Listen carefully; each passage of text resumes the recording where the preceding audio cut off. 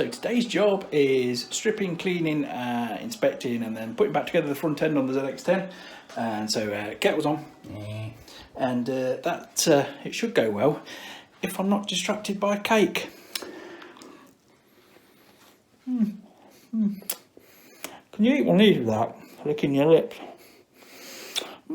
Anyway, to the shed. Come on.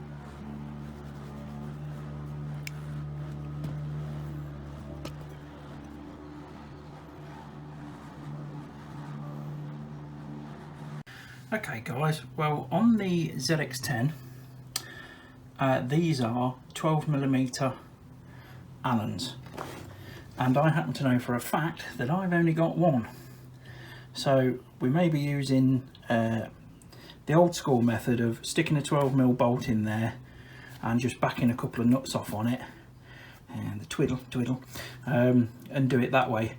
These do not need to be mega tight. I have in the past when I've done these on other bikes, I've actually snapped ratchet extensions or twisted ratchet extensions trying to get these undone, and it's purely because people have over tightened it. And what you've got to remember is that the tightness of this influences against the bearings, because obviously you've got your speedo drive and your spacer pressing right on that bearing face, and they are a correct torque for a reason, and a lot of people don't bother torquing it and they wear the bearings out, or you can't get it out when you need to get it out.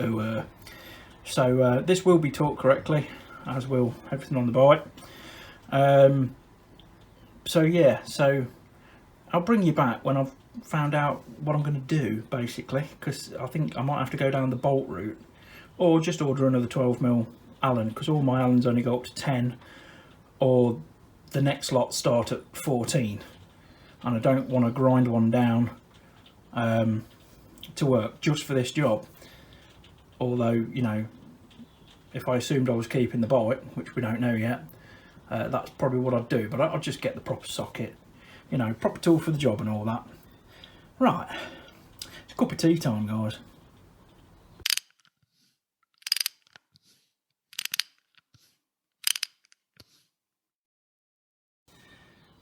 So in the end we went with the two nuts backed onto a bolt, and that's got it free. Nice. I think the grease has probably seen better days, because that's, there we go, expert camera work there. Yeah, that grease looks like it's will do for replacement. So right, we'll knock that through. Sorted.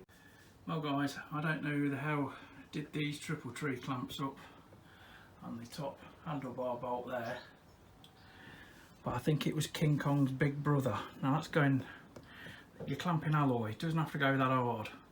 In fact, they're quite low torque, but it's like, I've had to use a breaker bar on all of them. So yeah, we'll just see how this goes.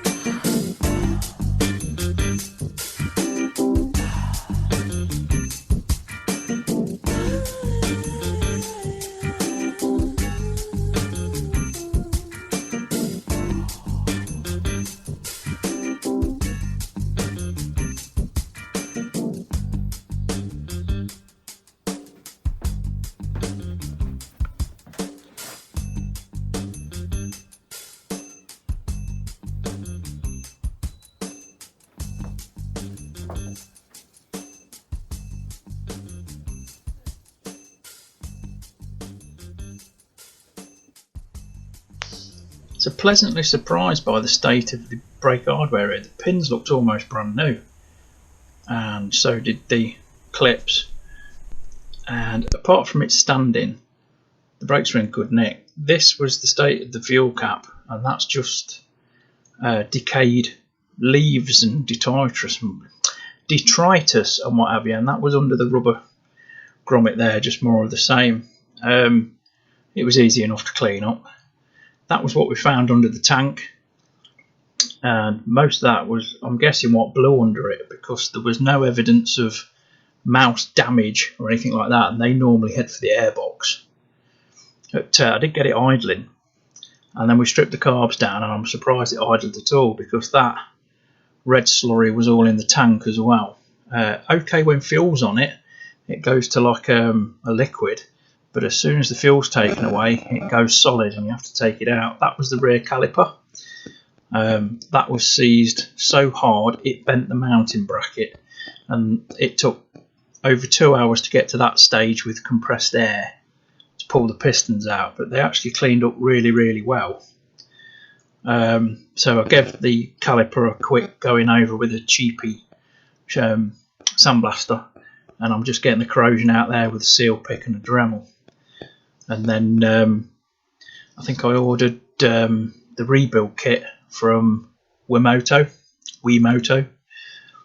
and that went in easy. All the old seals were about twice the size, they'd expanded quite a lot, but that was the kit. That's what came in the kit.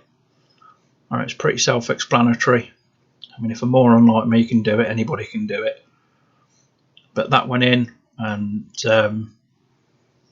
caliper works great now. After I rebuilt the master cylinder, that's the first one I've ever seen get into that condition. The ends of the circlip, I don't know whether you can see on the photo, but they'd actually rusted away, and it took hours and hours with penetrating fluid and soaking it to get it to the point where I could actually get stuff loose enough to move. And that was the state of the rear disc. Now, whether the caliper binding caused that, they are known to crack on ZX10s, on early ones, but if it's bent the mounting bracket, there's a chance it heated it up enough to do that. So that's it, guys. So there we have it, boys and girls. All the front ends back, fairly clean, and torqued up. And we're not going to put the fairings back on yet because I need to put a new thermostat in it, and I'm also going to do a block flush coolant with some cola, because I noticed when I drained the coolant it was still pulling a little bit of dirt out. So we're going to do that, and then well, we'll film that as and when we do it. I'll probably put the thermostat in this week, and then the big stumbling block will be the exhaust, because I can't put the cooling system back together until we've sorted the exhaust. And to be honest, I think the old one's scrap, so we're going to have to wait until the pennies are there, or we start a Patreon and do stuff like that, which sounds like begging, but we are literally doing this on absolutely no budget, and so we'll see. But any support, absolutely really grateful. If you could like, share and subscribe, get my teeth in, would really appreciate that. Thanks very much, guys. Probably the next video up might be Carl messing about with a Land Rover. So we'll failing that, guys, we'll see you next week. Thanks very much, as always, very much appreciated. Cheers, guys. Bye bye.